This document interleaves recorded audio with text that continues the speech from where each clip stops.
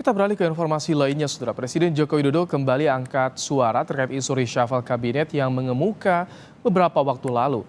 Meski tidak memberi banyak keterangan, Presiden memberi sinyal akan ada reshuffle kabinet.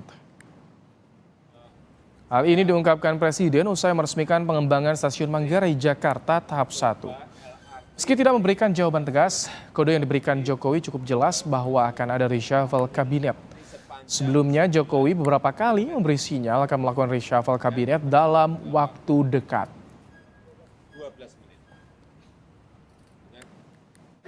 Reshuffle Pak, reshuffle Ya, kabinet. benar. Saat ini isunya sedang menguat. Apakah Bapak memang akan melakukan hal tersebut, Pak? Akan melakukan reshuffle kabinet, Pak? Reshuffle. Terima kasih Pak. Dalam waktu dekat, Pak? Terima kasih Pak. Terima kasih.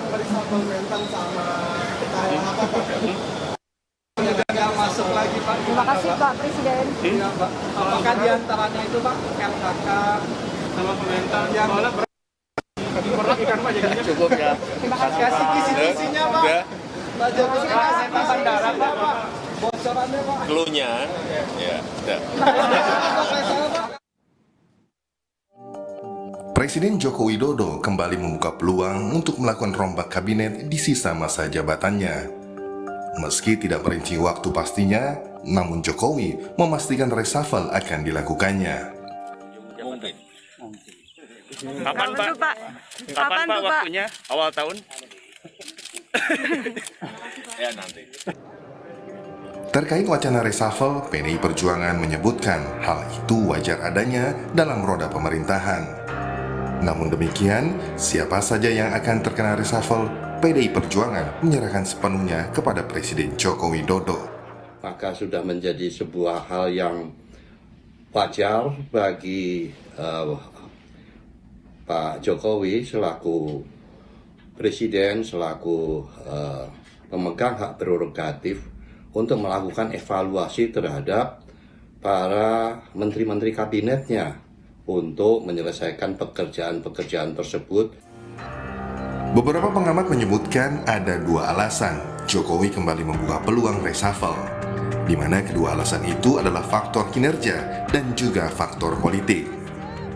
Soal reshuffle kabinet itu tentu saja tidak bisa didasarkan atas survei yang belakangan ini dipublish ya, bahwa persoalan tingkat kinerja menteri misalnya tidak maksimal 62% dibandingkan sebelumnya, tentu bukan menjadi parameter untuk dijadikan alasan melahirkan reshuffle ya, karena reshuffle itu kan the one and only hanya bisa dilakukan oleh seorang presiden.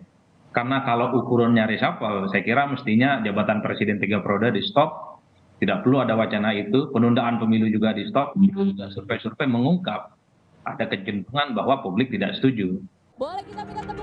Sebelumnya, desakan reshuffle menguat setelah Partai Nasdem mendukung Anies Baswedan sebagai calon presiden. Ada dugaan sejumlah kelompok pendukung Jokowi tidak mendukung langkah Nasdem yang dinilai bertentangan secara politik. Tim Liputan Kompas TV.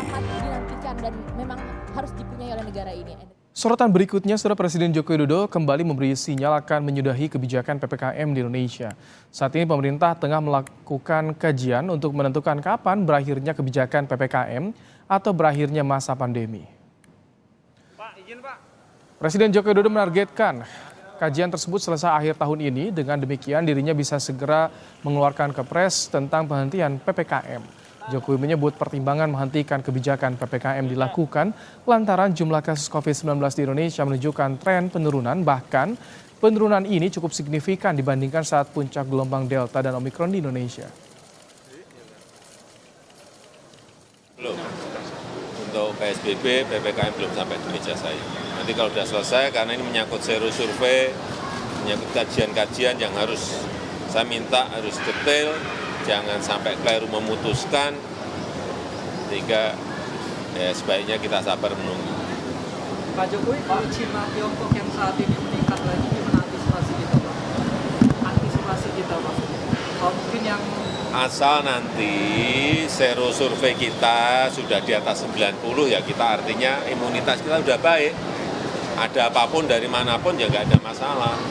Seperti sekarang ini kan, kasus harian kita sudah turun di bawah 1.000. Tapi karena apa itu yang harus dilihat, harus dikaji di situ. Apakah karena imunitas kita udah baik, atau karena virusnya udah nggak senang dengan Indonesia, kan macam-macam. Pergi ke tempat lain, negara lain, ya itu. Jadi tunggu kajian dari Kementerian Kesehatan, dari para pakar epidemiolog, semuanya agar memutuskannya nanti benar. Terima kasih Pak. Tergantung kajiannya, kalau selesai kita harapkan akhir tahun ini sudah selesai. Pak, soal Dan reshuffle kabinet. sero survei dan kajiannya. Ya, di Tiongkok, saudara, rumah sakit di Beijing kewalahan menghadapi lonjakan pasien COVID-19, terutama lansia. Lebih dari 530 kasus darurat per hari dan ketersediaan darah juga menipis. Di bulan Desember, Tiongkok terus dihantui dengan kenaikan jumlah penduduk yang terinfeksi COVID-19.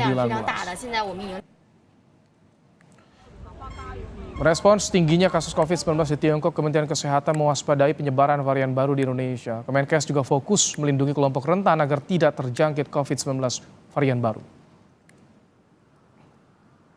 Nah, kewaspadaan kita bentuknya seperti itu. Satu, kewaspadaan pertama kita lihat Cina naik, di sini kan enggak, itu satu kewaspadaan. Terus kita cek surveillance-nya, ada varian baru atau subvarian baru atau tidak di Indonesia dikaitkan dengan apa yang ada di Cina. Dan kalau misalnya ada dan kasusnya belum naik, kan berarti kan kita tetap harus waspada. Jangan sampai mengenai kelompok yang berisiko. Kompas Petang akan kembali dengan sorotan menarik lainnya. Ada rekan saya Audrey Chandra. Silakan Audrey. Terima kasih Ibrahim. Saudara, warga di Jatinegara, Jakarta Timur dikejutkan dengan kepulan asap berwarna putih akibat tabung oksigen rumah sakit bocor. Informasi lain, ratusan wisatawan tak bisa pulang dari Pulau Karimun Jawa karena cuaca buruk dan gelombang tinggi.